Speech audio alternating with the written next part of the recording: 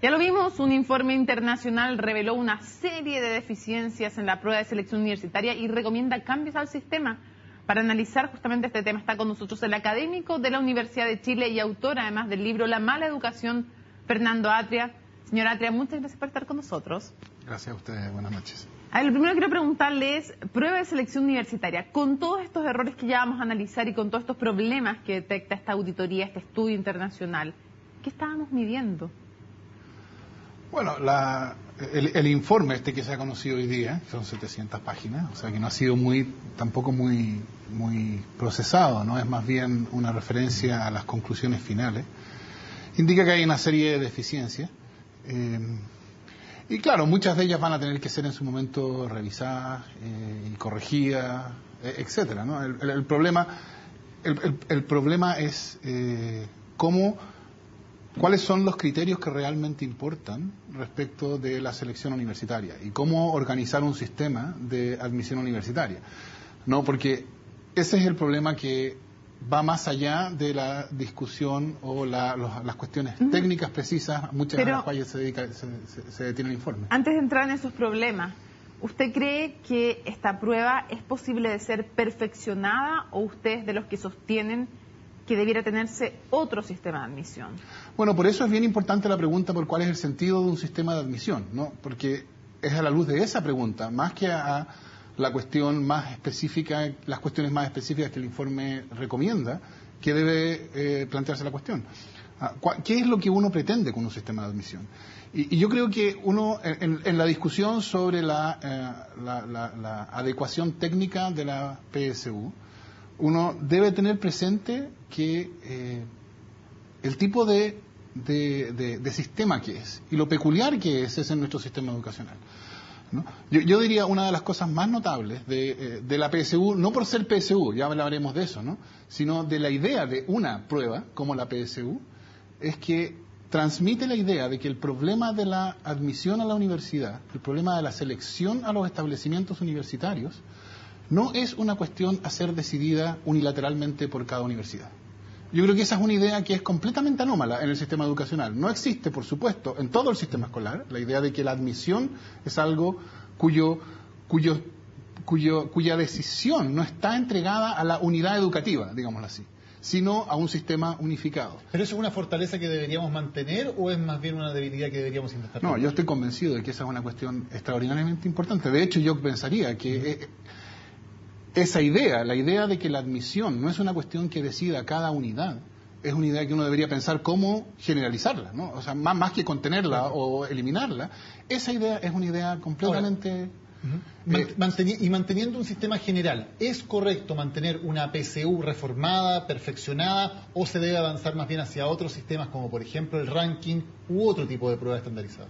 Bueno, habiendo dicho lo primero, lo siguiente que uno tiene que decir es que cuando llega el momento de seleccionar estudiantes para la universidad, el daño que causa el sistema escolar ya está hecho, ¿no? Y esto es bien importante porque el hecho de que sería bueno tener un sistema que no tuviera sesgo, etcétera, y que entonces que no tuviera estos resultados que año a año vemos, ¿no? De que los colegios particulares pagados versus los municipales, etcétera. Digamos, la idea que hay detrás de eso, o sea, ojalá la admisión universitaria fuera igualitaria, etcétera, bueno, se choca con el hecho de que el daño ya está hecho, ¿no? Y es bien importante notar que el daño ya esté hecho, quiere decir que lo que se puede hacer al momento de plantearse el problema de la selección universitaria es limitado. De hecho, por ejemplo, uno de los argumentos que en su momento se dio para hacer una prueba como la PSU, a diferencia de la prueba de aptitud académica, ¿no? La PSU es una prueba curricular, es decir, es una prueba que mide el manejo curricular. La idea, que hasta cierto punto ha mostrado ser fracasada, pero es bien importante notar por qué ha sido fracasada. La idea era la siguiente: si uno mide aptitudes, como medía la prueba de aptitud académica, está midiendo cosas que es mucho más difícil que se modifiquen a través del por el paso a través del sistema escolar. La escuela puede hacer mucho más en modificar conocimientos que en modificar aptitudes. Está bien, y entonces, el problema entonces es el hecho de que la PSU tenga este sesgo. Bueno, en buena parte es una consecuencia de que el sistema escolar tiene estos sesgos. Entonces pone sobre el sistema escolar un peso que el sistema escolar no está en condiciones de soportar. Claro, pero uno podría preguntarse también, La prueba de selección universitaria muestra la brecha simplemente que hay entre la educación pública y la educación privada, o agranda mucho esa brecha. Bueno, es que el problema es que hay límites a lo que uno puede saber o no saber. Porque se habla mucho de la capacidad predictiva de la prueba, ¿no? Y la verdad es que si uno lo único que le importara fuera predicción, lo probable, como todas las variables están correlacionadas, lo probable es que el mejor sistema predictivo sea situación socioeconómica del estudiante, ¿no? O sea, ¿de dónde viene?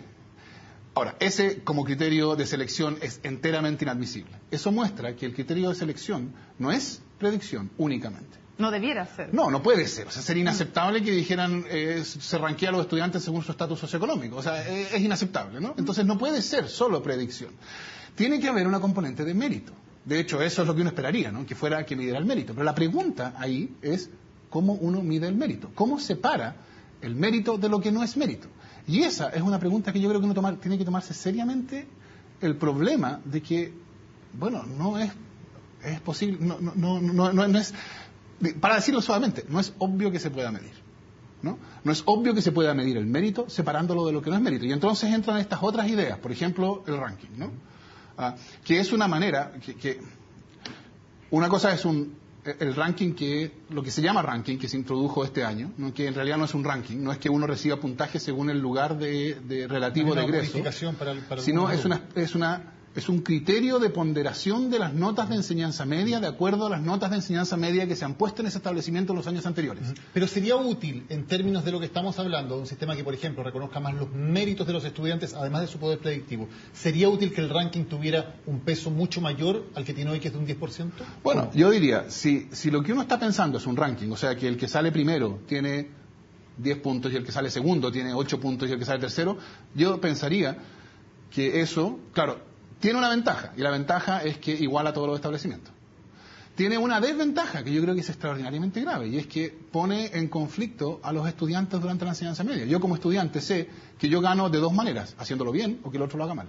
Y yo creo que meter esa idea en la educación escolar es nefasto. Por eso lo que se introdujo este año, que se llama ranking, es importante notar que no es un ranking.